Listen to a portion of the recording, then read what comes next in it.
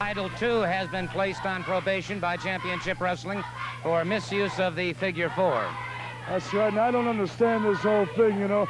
I can't see any reason why I should be placed on probation. Now, can you? Well, obviously, Championship Wrestling felt that they were, and I understand that because of Kevin Sullivan, you're going to have some surgery. Yes, I'll go in Tuesday in St. Francis Hospital in Columbus, Georgia, under the care of Dr. Jim Andrews. I'm going to have a meniscus disc, whatever that is. That's the cartilage, you know. He tore a cartilage in my knee. The back jumping Kevin Sullivan, he's just he's a maniac, Gordon Soley, and I think he should be barred from professional wrestling. Well, let's do something else here for just a moment. You have claimed to me repeatedly, and I want you to tell me once again, you claim you have never known Kevin Sullivan before. Gordon, I've told you 1,000 times, I have no idea who Kevin Sullivan is. I know nothing of Kevin Sullivan. The only thing I can make of this thing, look, I'm as confused about this thing as you are and everybody else is out there. I think the reason he's here and making all these accusations, he wants to build a reputation by using Austin Idol for a stepping stone. It's obvious. All right, and you don't know anything about his brother, is that correct? His brother? I didn't even know he had a brother. Did you know he had a brother? I never knew Kevin Sullivan till I came to Georgia. All right, gentlemen, fine. I'm glad to have all of you say this on nationwide television because right now I want you to hear an exclusive report from Kevin Sullivan's father. Let's give a listen to this. Mr. Sullivan, I know you've watched Kevin wrestle hundreds of times, and you've seen your younger son wrestle also, but here's a case where a young man's career was stopped dead in its tracks, and Kevin even admits that possibly his brother could have been a better wrestler than he has been. Oh, I think his brother was on the way to be a better wrestler, a better all-around athlete than Kevin, but Austin Idol with his vicious hold has ruined my son for all kind of athletics for the rest of his life, and he had to be rehabilitated and go into another type of work. Austin Idol is a very vicious person and is not a credit to wrestling. Mr. Sullivan, you had mentioned to me before we started filming this that the fact that you're not really anxious for Kevin to wrestle Austin Idol. Right, because I think Austin Idol is a barbarian and a throwback to a very vicious type of person. Well, thank you, Mr. Sullivan. And Kevin, so it's now out in the open, the fact that Austin Idol did, in fact, damage your brother's leg severely, and that the fact is he will not be able to wrestle ever again. Well, that's getting back to what my father said. I know the reason why. Maybe he's afraid to say it on TV because this goes across the country. And I heard what he's told you. He said that he lost one son to Austin Idol and can never wrestle again. And that he's afraid he's going to lose another son. He's lost one son to professional wrestling, and I'm lost to myself right now. I have such an obsession now with Austin Idol, it's not going to matter to me if I stay in wrestling 15 years and if I don't get this guy. I have to prove something to myself, something to my father, and something to my brother, that you can't quit. You can't give up. Austin Idol, I'm going to tell you this right off. You may be able to beat Kevin Sullivan every day in the week. Georgia are behind me. So when I go to the arenas, there's 10, 12, 15,000 people there. And they're not just people, they're Kevin Sullivan because there's a movement. You can't beat 15,000 Kevin Sullivan's Idol.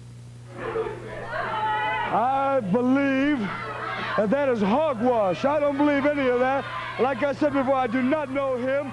I do not know who that individual was with him. I do not believe that was his father. I think that must have been some wino that he picked up and they gave $2. I beg your pardon, sir. I won't put up with that. Do you have any further comment? All I got to say is, Kevin Sullivan, pay back, brother. We're going to hear some bones crack in the state of Georgia, and it's not going to be mine, brother. You can believe that. I'll tell you what we're going to do right now, Mr. Idol. You're complaining about why you should be on probation. We're going to travel right now to Columbus, Georgia, and we're going to see the incident that occurred that placed you on probation with Championship Wrestling.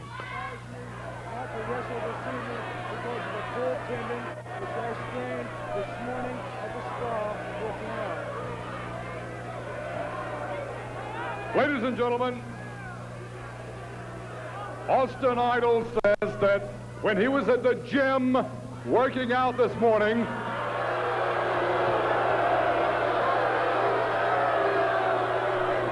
evidently didn't warm up enough, and he pulled a tendon in his arm. He said that he went to his personal physician, and his physician advised him not to wrestle tonight because of this pulled tendon.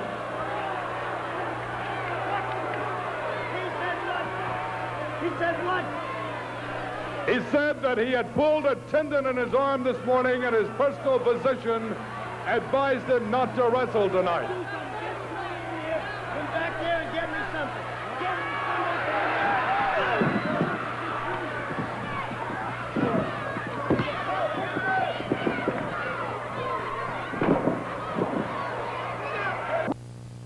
Well, it was pretty obvious if your arm was injured that you used it very effectively as a weapon, sir. My arm was injured at the time. I hurt my arm working out, and that would have never happened if that maniac Sullivan hadn't have said what he said to me to deliberately get me into a battle with him. Well, all right, let's just say this. Now, let's just say this. First of all, a match has been signed between you and Kevin Sullivan. That match will take place January 27th at the Omni.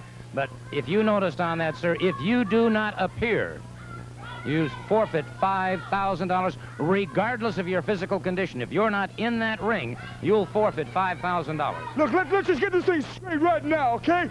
They're making me put up $5 grand of my own money so that I'll show up in the Omni. I will show up in the Omni, and I want you to hear something, Sullivan.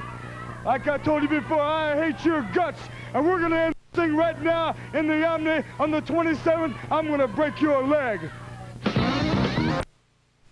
To make an announcement. As you know, my country has just recently come into financial prominence in the last 6 years through a commodity that we supply the world with that we call oil. And one thing that I just want to remind the people of, as they're setting out, I know the prejudice lurks in the hearts of the American people.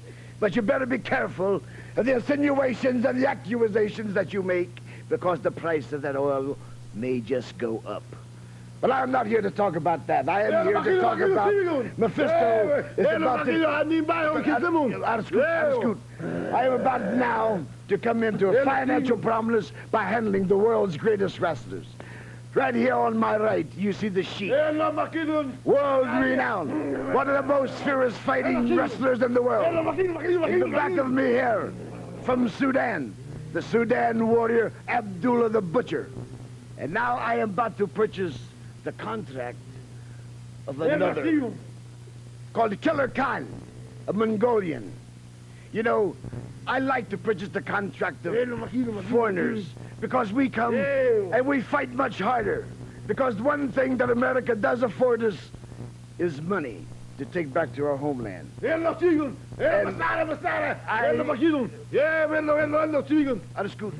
have now a check for Gorgeous George Jr. for the contracts of Killer Khan and Toro Tanaka. Is everything agreeable with you, George? Well, ladies and gentlemen, as you know, the great Mephisto is a man of many talents, and he has a lot of money. And money is all that I am interested in life. I buy and sell professional wrestlers, great ones. I've traveled all over the world. Many days, many years I've traveled buying and selling professional wrestlers. And I believe that the man sitting to my right with all the money and with all the talent that he has up here, he will take each and every one of them that I handle and sell to him, and he will make heroes out of them in the eyes of the American public.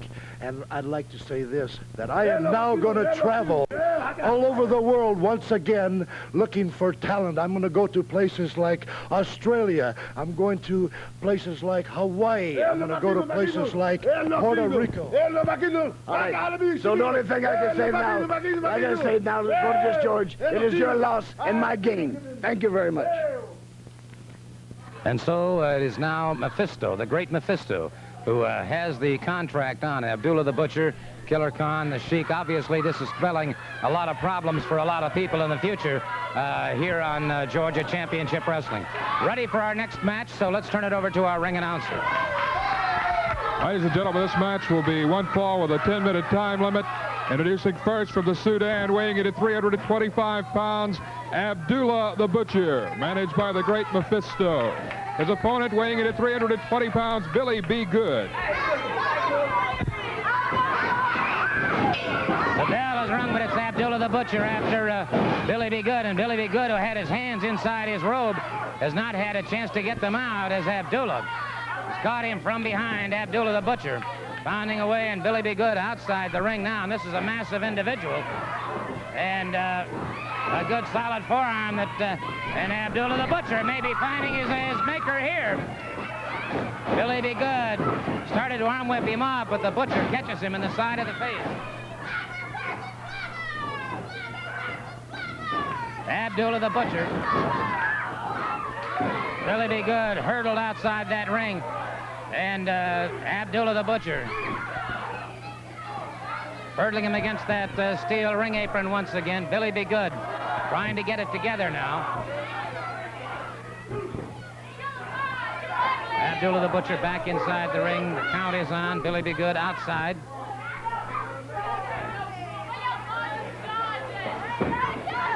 And it's Abdullah catching him before he can come into the ring. Billy B. Good hanging on, and again, Billy B. Good outside on the concrete.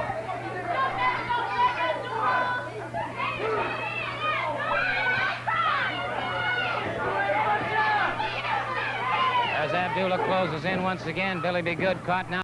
Billy B. Good stepping through the ring. Caught in that corner.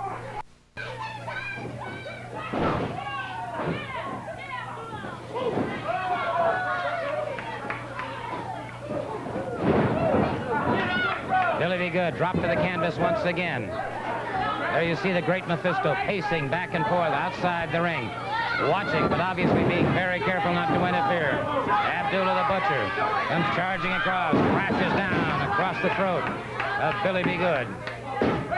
Did not allow the pin.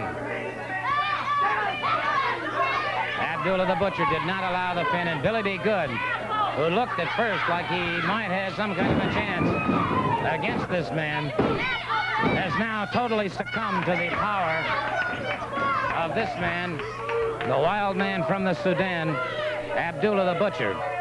And it is the great Mephisto in there, making sure, obviously, that he does not go beyond a point of reason here.